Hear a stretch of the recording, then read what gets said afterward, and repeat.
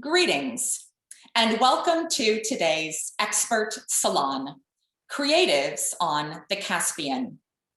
Today's salon will focus on nation branding and its interplay with global soft power.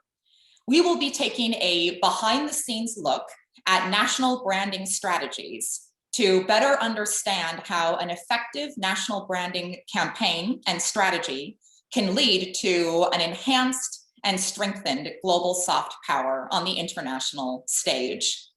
I'm particularly excited to moderate today's salon with two incredible experts in this field. We are joined today by Jonathan McClory, a partner at Sanctuary Council and the author of the Soft Power 30. Now, many of us know that the concept of soft power was pioneered originally by Joseph Nye in the 1990s, but it's Jonathan McClory who created a modern framework for measuring and understanding global soft power in today's world.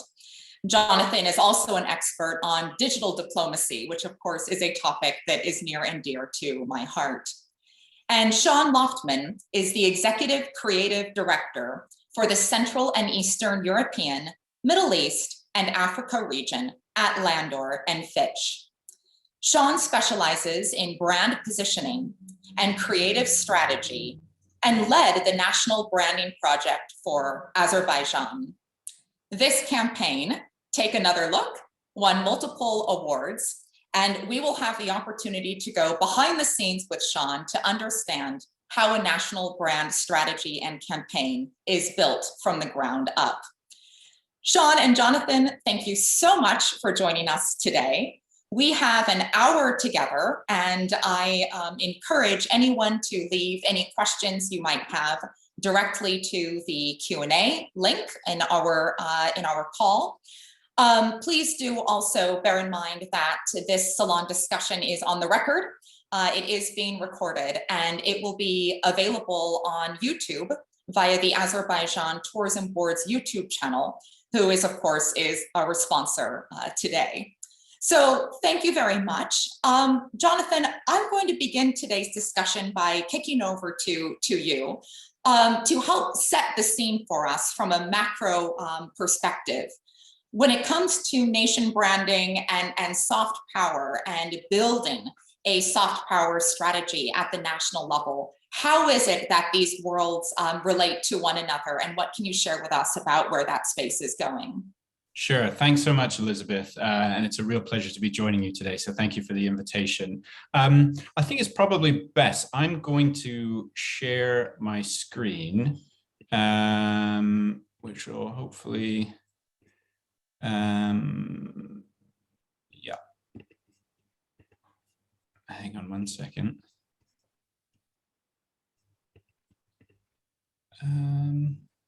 Actually, maybe I'm not, Elizabeth, which is really annoying, and I'm sorry about that. Right, we'll crack on without the slides.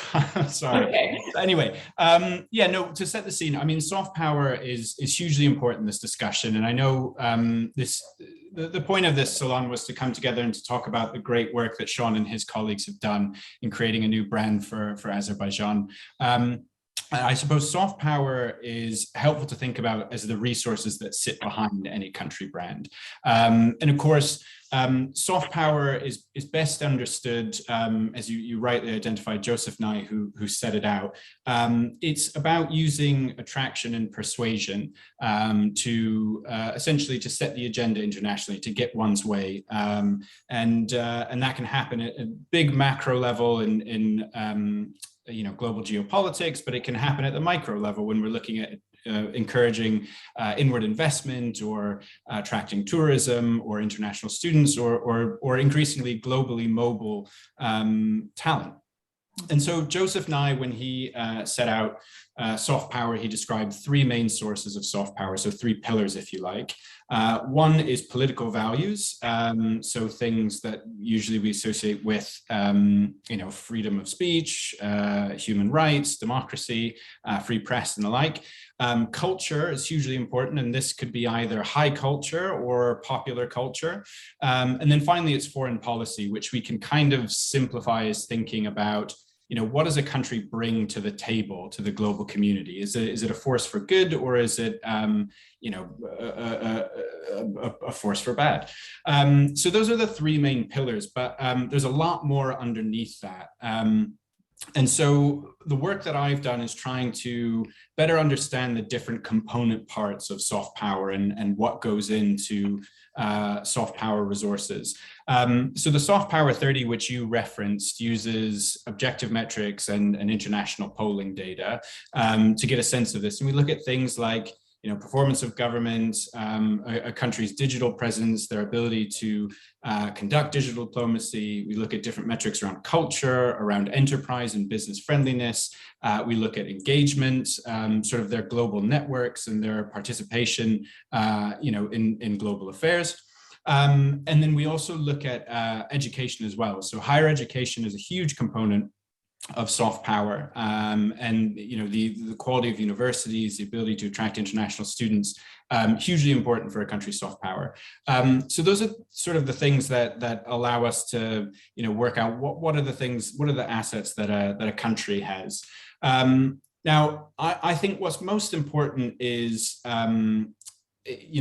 having an account of these resources. That's really the first step to using soft power. And in fact, in Joseph Nye's own work, he talks about measuring these resources as the first step in eventually using them. So any country that's going to undertake this, and I'm sure this is something Sean and his colleagues will have done, have to give a clear account of what are the assets that we have, what are the relative strengths and the weaknesses.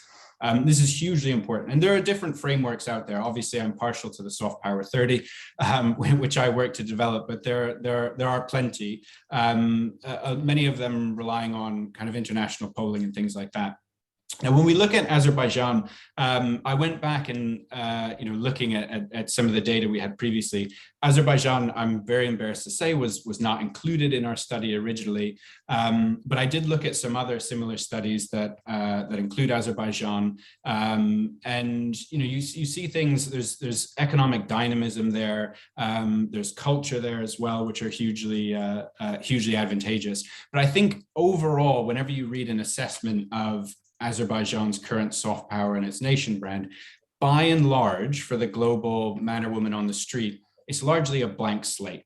So there's still much work to do to move it to the front and center of global public consciousness. So I do think understanding where the brand is or elements of the brand are going to be attractive is really important. What are the key markets where Azerbaijan can look to make a play?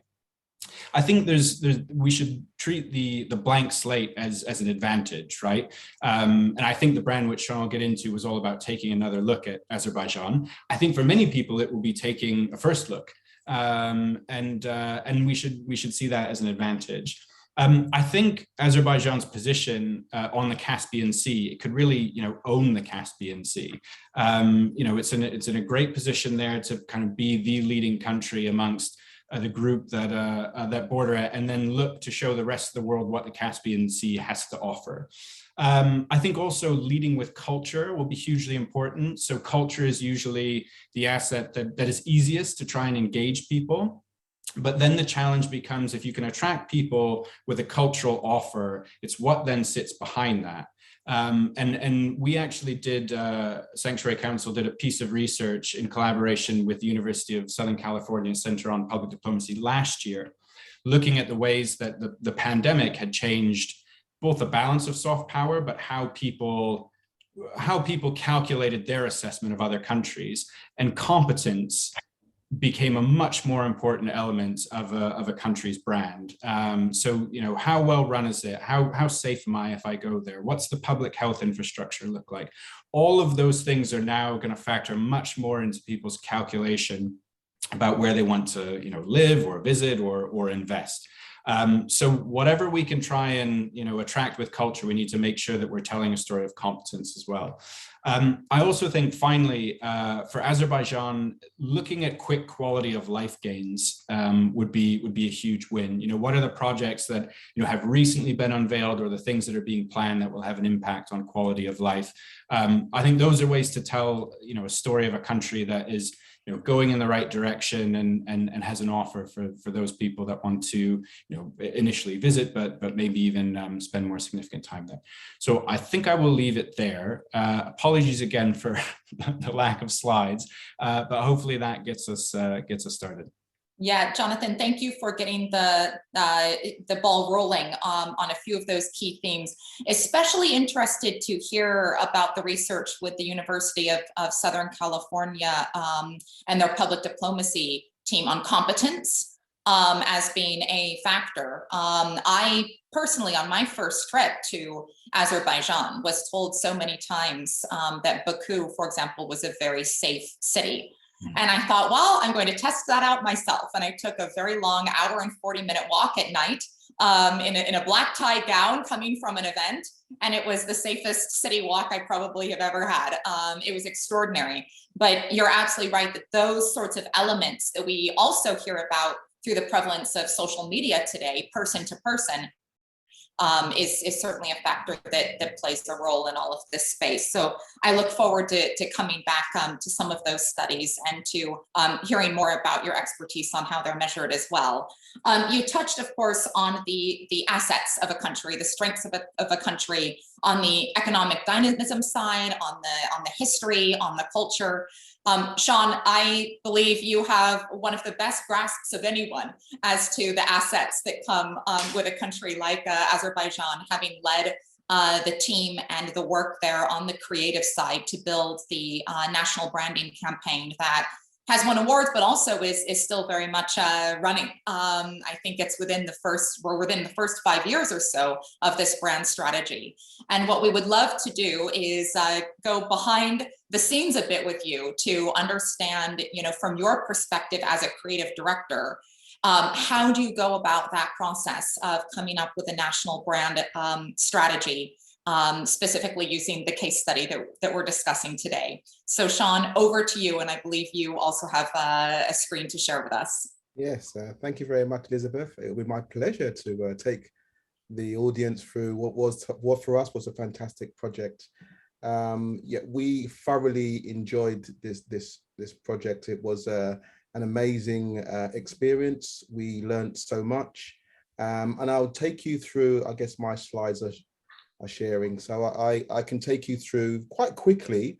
It's quite an in-depth case study, but I've created a shortened version just to let you know, and the audience know, what we unveiled, the bits that happened around in the background of what was a very rewarding project as well. So ultimately, we were identifying what a brand identity could be.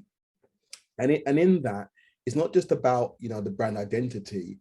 The real ask for us was to move the tourism needle, and that was the real thing that we were asked to do. Now, in doing that, for people to visit you and find out exactly what you stand for, you have to give people some form of identity with the place, and that's where tourism branding rubs shoulders and it creates this very sort of narrow pathway between tourism, country branding, and destination branding. So in some of this, we have to unveil the place.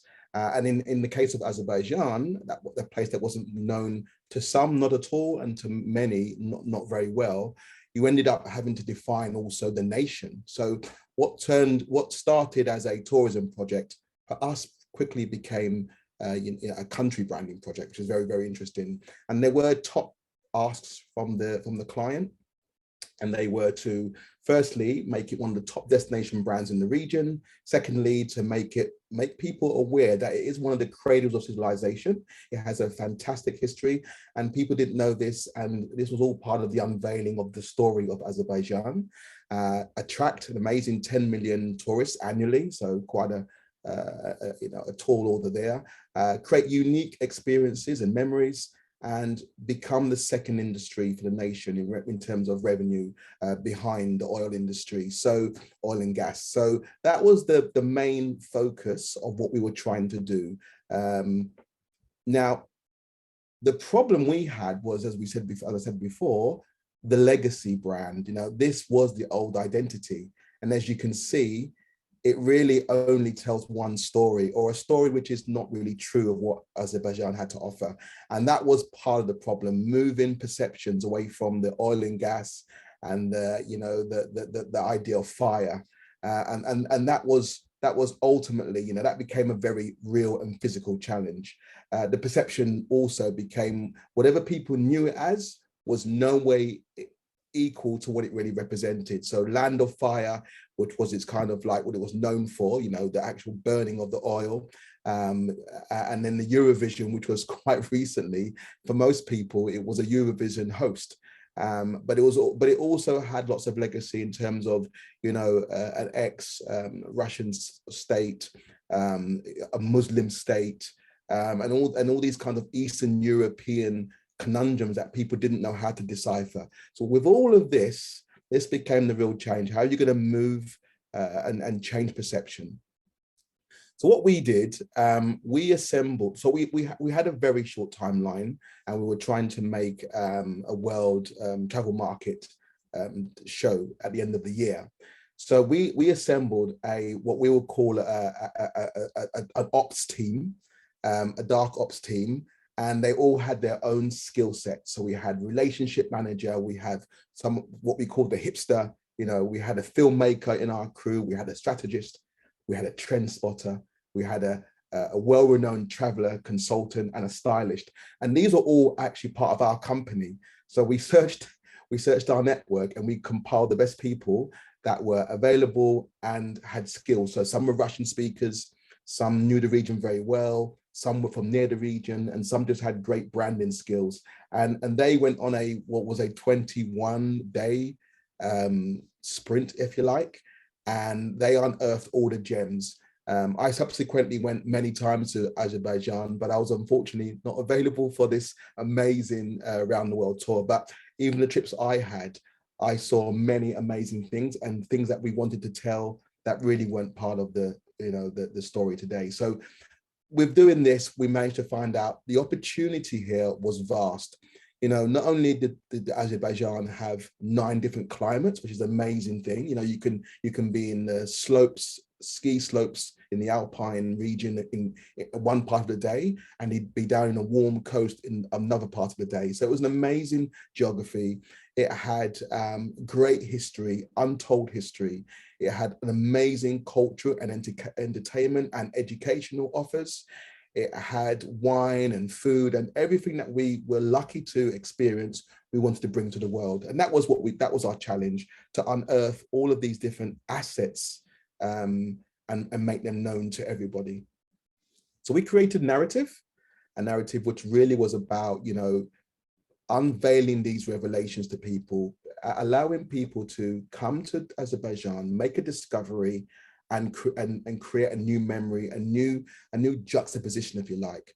Open your mind, be open-minded, and really open your eyes, and be an explorer. And that led us to our branding platform. So our branding platform, Take Another Look.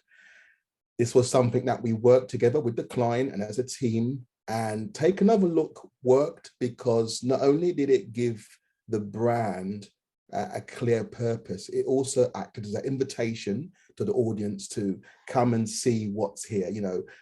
Take another look from a different perspective, from a different point of view. We had reasons to believe, we had key and passionate beliefs. And this ultimately created a brand that was going to reveal untold essence of Azerbaijan by inviting people to just look at things a little bit deeper. Now, physically, we had to do that in an interesting way. And we got a lot of inspiration from Azerbaijan, or Baku's position on the Silk Road. And because of that position on the Silk Road, Azerbaijan had always been used to, new culture And it led to new discoveries because it was always inviting new cultures.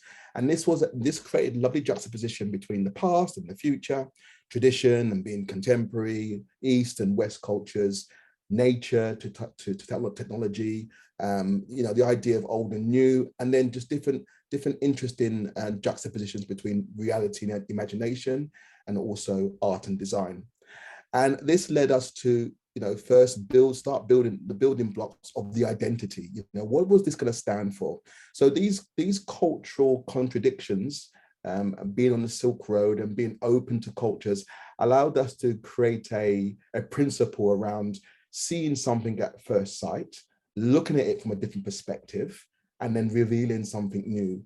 And that very easily gave us a beginnings of a brand mark, which was the idea of creating the A from what we call our reveal lens. And the reveal lens allowed us to tell these amazing stories of that different perspective of what, when you make a discovery, you also unearth a revelation. And that ultimately is the invitation and what we were asking the public to do. And we stress test this by putting this through different filters. So what would this mean for architecture? In the way architecture in Azerbaijan is mimicking nature, they're using that as an inspiration, craft, metalwork in this case, and then obviously history, which is defining that journey through time. We eventually created a concept which allowed us to create a ever unfolding dynamic identity where we could always make a discovery and unearth a revelation. So that was gold for us. It helped us to bring the client along to what they could create is a brand that can live on, because this was just the first the first way the brand was built. But whenever you have a subject matter, it allowed you to make several more reveal lenses. And then in brand mark form, it becomes just a solid mark. So it's a contemporary A, but it is also the opening of the door to the reveal lenses. And those reveal lenses also gave us a verbal language, and we were able to pair this with that lovely partnering with what you can see and what is hidden. And then we just rolled this out. Once we had the big idea, it became something which was quite easy to manage. And when you have a brand, a nation brand, especially for the first time, there are so many partners. It needs to be something which is quite visually easy to use. It has to be used by many partners and agencies. So the easier it is to grasp, the better. And this became something that people could just understand, simply communicate, and very adaptable. And that's why it was a successful identity, because it could rely when it needed to be just on visual, but it also allowed itself to tell multiple stories. And we could make campaigns, from a fashion week, to art, and again, beautiful, arresting images based on that idea of linking, in this case, the national horse to a famed piece of art, which was of the horse. So again, making these lovely artworks, if you like, which turned into campaigns. And that just lived on. And then you could take it a bit further and start to make it campaignable. And you can even begin to make brand assets, in terms of brand books and all kinds of coffee table literature.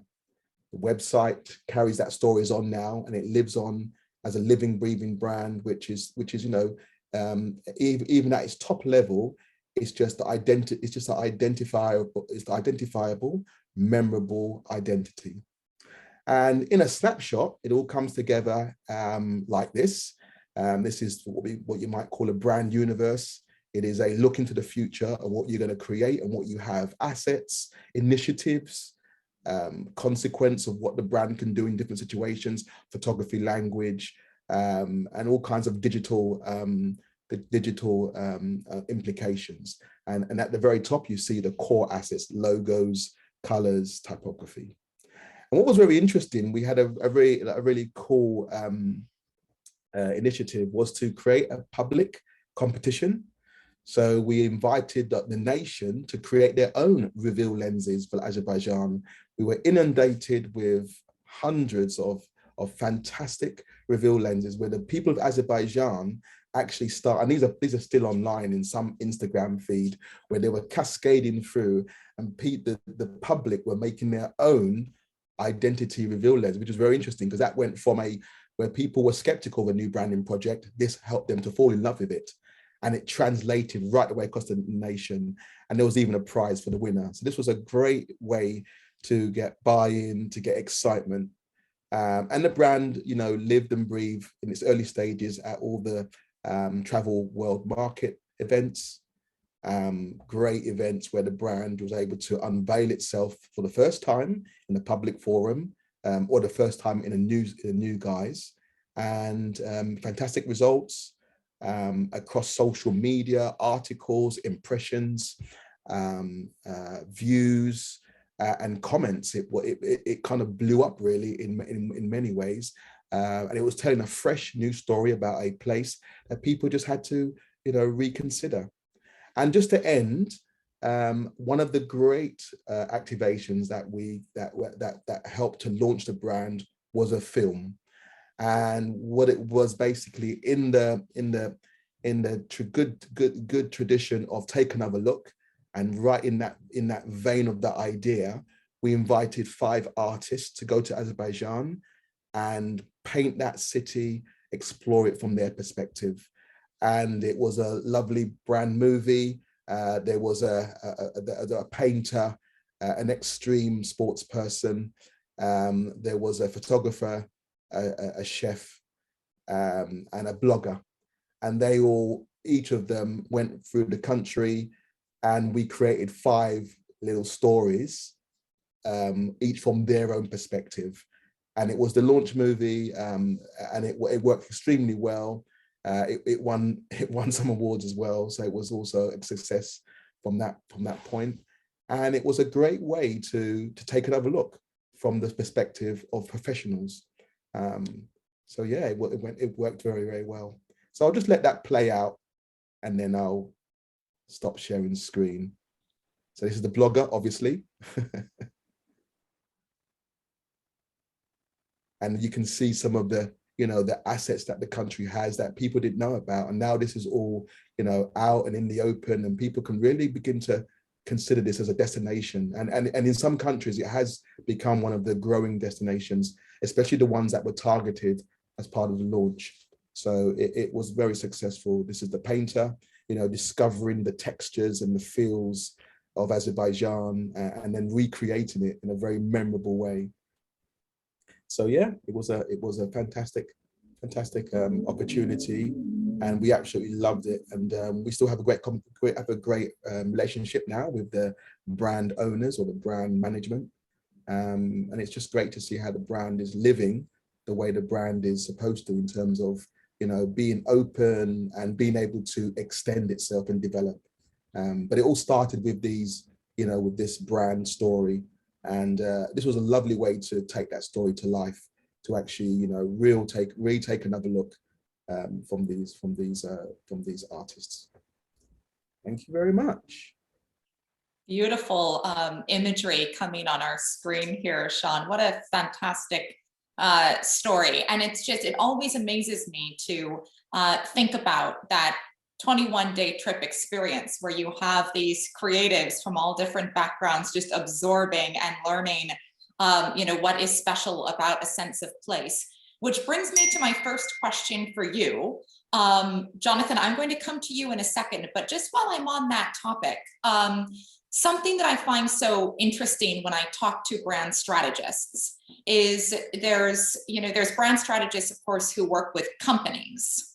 But when you're working with a country, you really have a 360-degree feel of the sense of the 5 senses, the taste, you know, that comes through with the culinary arts, and you showcased the chef, The sense of smell, everything from wine to then going on a walk in a city or in the countryside.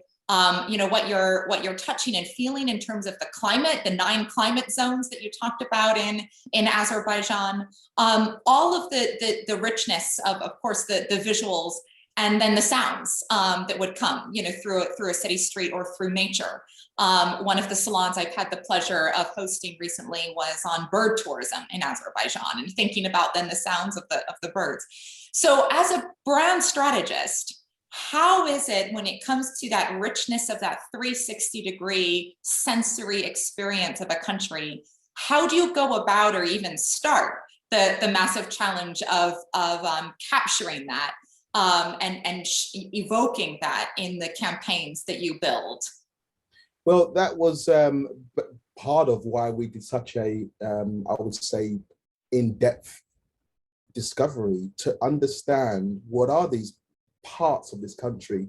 And it did allow us to listen, it allowed us to feel. We took, you know, you can imagine having the filmmaker as part of that trip, which is fantastic. You know, he was also capturing his visual cues, textures, sound, sense. So everybody was looking at and gathering information from their perspective. But I think what really is great is when you're doing something like this, you've got to create an identity that is able to take advantage of that 360 sensorial experience, which is what we did. We have a brand which is, you know, we looked at it from a movie perspective, what it would sound like, you know, what is the sound of the people, the sound of those artists when they went around. We have music, we have all those sorts of things, and with our identity, it allows you to play these different stories. But I think 360, thinking about it from a 360 perspective is so important, and we did that by having workshops, and we started to put the brand in the perspective of, well, what should Azerbaijan sound like? You know, what is its background? What is its foreground? And you know, we had some ideas and some initiatives came out of this. You know, when we put it through those filters. So yeah, very important. Not easy to do because again, these are national scale or global scale project. But there's some things that are human truths, and sounds and the senses, for instance, and all the 5 senses, or even more, as there are actually more than 5 senses. Some of those are human truths, and we try to unlock those from Azerbaijan to the world. I have to review my senses, Sean. It seems that I'm missing a few. I need to go back to sensory school. That's fantastic, and it's just always so amazing to think about, as you said, that lens that you look at through the filmmaker's lens. You know, really helps to wrap our imagination around how you capture a country. Jonathan, back to you, and then how this national brand strategy leads into soft power development. Something, of course, that's quite interesting when it comes to, you know, taking a look at different countries is some countries are building, you know, their brand campaign off of something that's just entirely new. You know, they're basically just starting from scratch. They're building new buildings and new roads and new hotels, and that's what they're looking to, you know, to feature as something that's from the ground up. But in the case of Azerbaijan, the culture goes really, really deep. And as Sean was saying, that's so much part of the take another look concept, is that the culture, when you actually arrive, you maybe had assumed that Azerbaijan is primarily a market that emerged in fairly recent history with oil and gas, but you get there and you start learning, you realize this is, as Sean said, cradle of civilization territory. And there's such richness to look at and better understand through the centuries.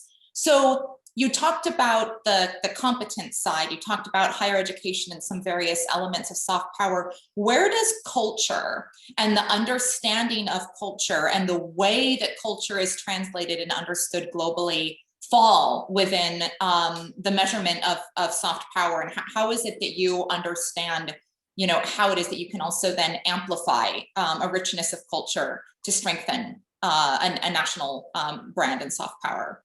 Yeah. Thanks, Elizabeth. Yeah, hugely important. And it is, I mean, thinking about the example of Azerbaijan as well, as you say, it has that kind of mean, it had I suppose we could say a challenging 20th century, and the way that we think about it now is that it emerged out of the Soviet Union. But as you say, or as Sean's campaign made clear, there's so much millennia of history there, and that heritage culture is hugely important, because you can go so far back into history to tell that story. I think there are plenty of examples of sort of countries in the Gulf that have put almost everything into more the contemporary story of how they've developed in the last few decades, and not to take anything away from that. Some states in the region that have made huge leaps. And I guess Azerbaijan has the advantage of being able to tell both of those stories. I mean, you look at some of the new architecture and some of the cutting edge buildings, they've got a contemporary and new story to tell, but that's built on a foundation of rich heritage history, which is important. I mean, when we look at, certainly for the soft power 30, which, like I said, divided into objective metrics and then subjective data. In every year that we ran that study, which ran for 5 years, we looked at what are the drivers that are really the key shapers of overall perception of a country. And I mean, culture is a funny one because there are so many different elements of it. And we sort of, in the subjective side, I mean, we broke it out into cuisine is such a big thing that we treated that as something separate.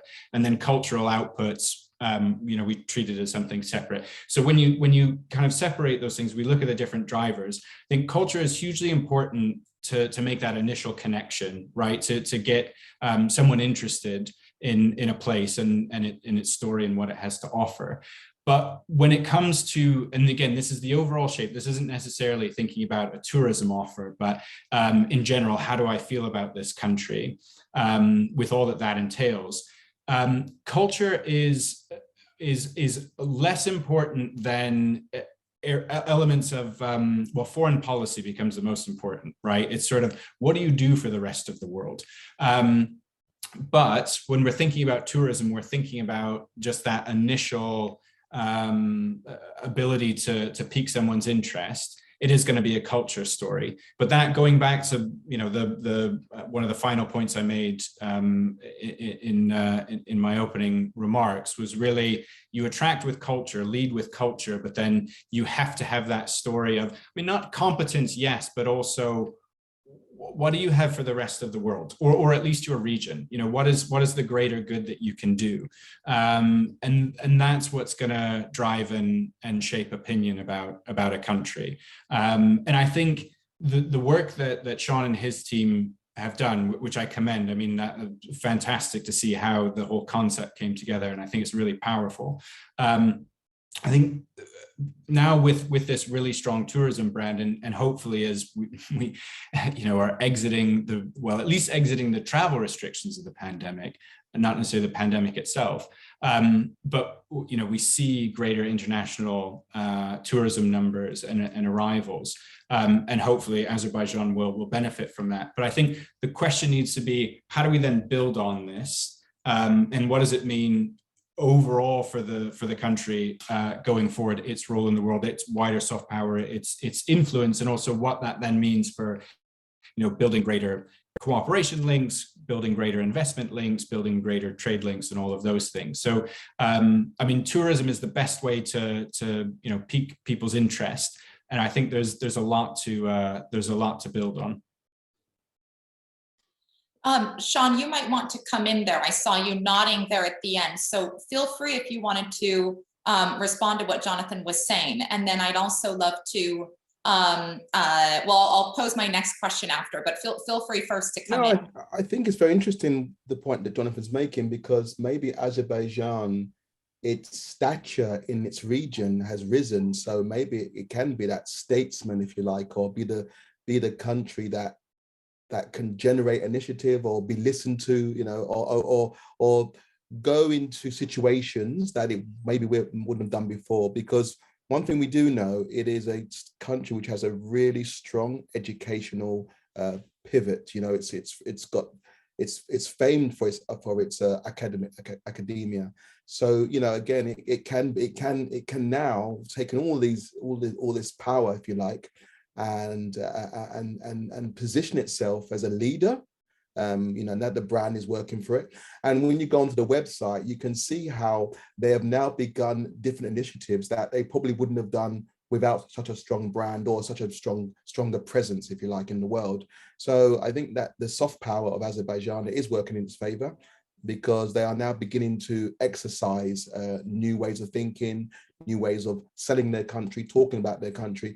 And within all that now, they have also some good measures like good weight, good food aspects and sustainability. So again, it's helping to raise their bar, and I think they can become a benchmark, which would lead others also to a better place.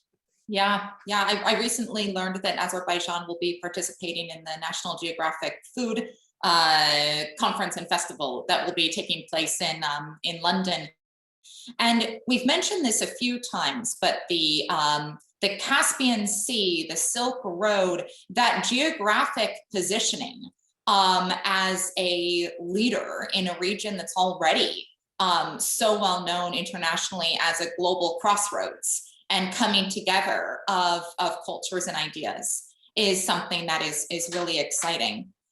Sean, what I would love to hear from you is when you first started on this project, and you're the creative brain that's going to be working on this project to craft this national brand strategy. What was something that surprised you most about Azerbaijan as you first started to uncover and learn more about it? Well, we just, again, my first trip to Azerbaijan was a real eye opener. After seeing, some of the reports and imagery from the team, what was fantastic about it was it managed to protect and safeguard its history and its heritage, but it also was open and very progressive in other areas. And a great vehicle for that was the museum, the Haydar Aliyev Museum, which is a cultural center where you can enter and you can almost get the whole history of Azerbaijan spiritually, artistically, everything in one space, different levels, and they managed to preserve that story in a building, which was interesting. So you could see it around the country, and if you couldn't do that, like if you only had a day in Azerbaijan, the one thing you would do is go to this cultural center. Stunning design. I mean, it really is a stunning design, and with that, you would immerse yourself in that world, and it will probably make you come back to see more. And again, what they are doing now and initiatives that they're undertaking is trying to get people not only to see the capital city, but also the regions as well, the regions around the city. So, that's the challenge, isn't it? Trying to get people not only to visit Baku, but also the outer areas. I'm sure they work very hard during the F1 season to get people to come into and visit all the cultural destinations dotted around the country, and there are many. Well, and of course, one thing that I think a lot of tourists are more sensitive to post-pandemic, well, as you said, we can't really say that entirely, but in terms of as we come back more and more to travel, is over tourism and getting off the beaten path, and how is it that we can support destinations not only through what we learn, but also economically to the destination itself. Through going off the beaten path and exploring something new. And as you said, there are so many regions in which to do that. For anyone who has an opportunity to take a look at the Tourism Board's YouTube channel, we have done a salon featuring the museum and the architecture behind it, and also a salon with the director of the Carpet Museum in Azerbaijan, sharing with us that experience. So certainly there's quite a lot more to explore for my next trip out as well, and for those who are following along on the programming. Jonathan, in terms of surprises, what about when you first started the Soft Power 30 project to refresh and update and create a modern measurement system for understanding the strength of a country's soft power? What was one element that surprised you most as you put the framework together on something that impacted a country's soft power that, you know, either you didn't expect or didn't anticipate when you were first thinking about the project? Yeah, well, I think, I mean, in terms of the framework, the biggest surprises probably came from the polling data and doing that key drivers analysis and what ultimately shapes favorability towards a country. I guess I was. Well, I wasn't surprised. It was nice to have data confirm what we sort of kind of feel intuitively, that, you know, if a country is a good actor, if they're helpful and seen as being a force for good, then they are rightly rewarded for that in the way that people see them and their soft power. I mean, I think the biggest surprise I had, and I always I hate saying this, especially when I get invited to talk about soft power to a more kind of cultural institution audience or something like that, is the relative impact that culture has on shaping the overall perception. In terms of soft power, do I want to go along with this country? Like I said, I think it's absolutely critical for having that initial conversation. This is what we're about. This is how to understand us. This is how our society assigns meaning and expresses itself. All hugely important. But if you don't have the things to back that up, that we are a good actor in the world, we have plenty to offer, we're here to help, those things, then it just kind of erases a lot of the cultural assets that a country can have. I mean, a good example is the data that we have in terms of polling on China. I mean, China is again one of they like to say, they argue with India, I think, regularly about who's the oldest continuous civilization, right? China or India. But going back millennia, incredible heritage culture, loads of UNESCO World Heritage sites, and pretty sizable contemporary cultural production as well. And yet they have very low levels of trust in throughout the world. People don't necessarily think China will do the right thing in foreign affairs. So despite all of those cultural assets, they're let down by at least perceptions from the global public on how they behave. So that was I think probably the most surprising thing, to the downside, that I still sort of scratch my head at that and think surely it must be, it must have a bigger impact on overall perceptions. But like I said, the key is starting the conversation. But if you've not got the substance to back it up, back up your culture, then it's kind of all not for nothing, of course, but you lose that positive impact. But it is very interesting, because it also does open new opportunities for partnerships as well. If you can get your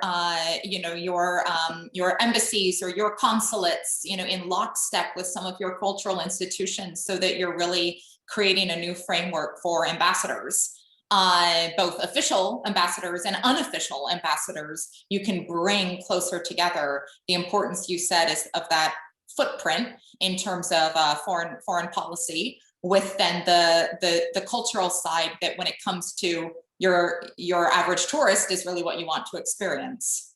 Yeah, absolutely. And there's no better conversation starter or door opener to global audiences than culture, right? It is the best way to start the conversation. And I think what makes that so important to tourism is, that's probably the best way to attract tourists. And if you can get people to your country, I mean, research has shown anyone who visits a country, even if they have a bad experience, they still go back to their home country with a higher perception, more favorable perception of the country that they visited. So, if you can entice people through your culture to travel there, then you're in an even better place. So it's the ultimate conversation starter, or door opener. Mm-hmm. And Sean, when you're getting close to finalizing a brand campaign, when is the moment where you feel that you have that aha moment with the team working on the campaign and the clients, to realize we've got it, we've captured the essence of this? That's a really good question, because it's not all the time that the concept that you love the best is the one that the client falls in love with also. In this particular instance, we did actually know that we were onto something quite powerful, really, because it worked. It could work without words, and then it could be more powerful with words. So we knew that we had something which was universally strong in terms of a concept. Take Another Look worked as a line. It worked because it worked in all the languages it needed to work in, Azerbaijani, Russian, English. And it also, you could see where it could take you, And as a platform, it was so liked that it became, as you can see, the tagline. And that's, so that was even, that was another, evidence that it was strong. But when it was eventually presented to the First Lady, she was quite emotional at the time when she was, so that was also a good thumbs up. She was quite taken aback. I laughed because it was, it was one of those things when you get, it's a good moment when you see such a great reaction from the person you're presenting to. But yeah, it was also very, very well received. So that was great. There was no need for like more rounds of refinement. It was just like, we're going to go with that one, and we just made it better. So that was great. And yeah, but we knew we had something special, only because we knew what it could do in the future, and what it's still doing today. There's still the client is still creating more reveal lenses, and the branding is still allowing the country to unveil new initiatives, stronger ideas, new concepts, bigger, new directions for how they can promote and talk about their country and the good of people. So yeah, it's fantastic. I can just picture that emotional moment, and that's really quite special when you just have that feeling. Everyone just knows that you've captured the essence of a brand. It reminds me a bit as well of, we talked a little bit about the music earlier. It reminds me of a really great score in film, when in the absence of watching the film, you hear that score and you think, my gosh, how did the composer so perfectly capture all of the emotion and the drama and the storyline in that film through music, because you feel the film when you hear it. It's just an amazing art. Exactly. Well, what I would love to do, we're coming up on the top of the hour, is just end with both of you sharing one piece of advice. So we're very much learning from both of you experts on the creative side and on the measurement side. We're learning about how nation branding works and how soft power works. For anyone who is interested in this field or interested in learning more, what is one piece of advice that you would share with someone who is passionate about exploring further the art of nation branding, or putting together a creative campaign for a country, or the art of soft power and getting your global soft power right? So I'll go in reverse order this time. Jonathan, I'll come to you first, and then Sean will give you the last word before we wrap. Jonathan, we've got you on mute. Thank you. I'm going to put a slightly different spin on that, because I was, to my own fault, I was anticipating your question was going to be advice to Azerbaijan on what to do next. So I'm just going to interpret it that way, because I was thinking about this. In addition to measuring soft power, I really like to think about the nuts and bolts of these campaigns. How they're implemented and how they are managed and coordinated within government. Where in government do they sit? How are they coordinated across different ministries or agencies that are internationally facing? And it's a little bit dated now, but I think one of the best examples of this, forget the creative side of it, right? Just about the implementation and how this is done. The UK's Great campaign, which was originally launched in 2011, 2012, just before the London Olympics, is an excellent example of how to structure these campaigns and implement them, right? So they had the coordination function sat at the very center of government, the very heart of government, and it was coordinated across all of the international facing parts of the British government, much to the annoyance of many of these ministries and agencies, because they kind of want to do their own thing. And it was really powerful to bring them all together and say, no, no, no, no, this is the platform. This is what everyone is going to use. And yes, you can sort of, you'll tailor it within the guidelines and the umbrella, but we're not going to have, 5, 6 different brands going out there and trying to talk to the world. We're going to do it with one consistent, compelling voice. And that's hugely powerful. And I think what Sean and his team have done is built a very good brand. And again, I commend that work. And I think, how can it be built upon? How can it be used to consistently tell other parts of Azerbaijan's story, particularly on the economic side, maybe even the geopolitical side? I think there's a lot of scope here for that. And maybe, I might be preaching to the converted. Maybe this is underway already on the government side. But if it isn't, I would certainly encourage them to think about, how are we structuring the coordination from government? How can we leverage this platform for all the different international facing parts of the government? Because I think that it's a great brand and they're on to a winner. So it's, how can they leverage it across those other parts and tell more of Azerbaijan's story? Yeah, Fantastic. Yeah, Sean, over to you. I think it's about the confidence that they now have. I think you're right there, Jonathan. It's the confidence to be able to take it to another level. The advice that I would say, it kind of follows on from what you were talking about there, is creating a brand that is just one central, a central idea. Because the amount of wasted resource, time, revenue that trying to have different agencies, governmental agencies, all trying to do and jostle, is much stronger and more efficient, sustainable for there to be one strong idea that everyone can feed into. And that's what we try to do. We try to look at a brand, or look at destination branding as building maybe a personality, and your personality shouldn't have schizophrenic tendencies. It should be, this is who I am, people understand you. And I think if you can build a brand that has personality, personality that can see the world, different parts of the world, like, so what is my take on culture, what is my take on technology, and so on and so forth, but it was still coming from one place. And I remember a question that came to us from the brand managers just around the COVID time, and they actually said to us, is this platform still going to work post-COVID?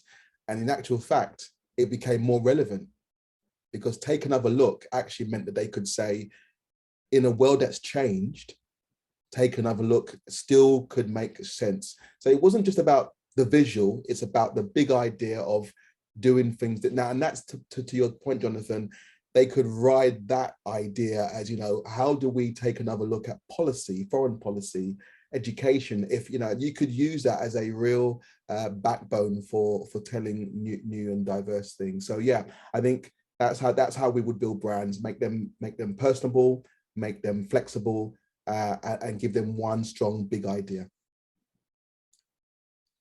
So in these final few moments, we have just uncovered what could easily be now another Salon discussion, the brand as personality versus the brand as schizophrenia, a very important piece of advice, but also I love the image that brings, because of course a personality does have all different components to it, but there's a solid core there, and that's what ideally an excellent brand platform at a country level has, because of course countries are dynamic and you do have so many different components to them in that 360 degree, but the core centralizing theme needs to be able to allow for those various expressions to come out, whilst also providing that strong tentpole in the middle.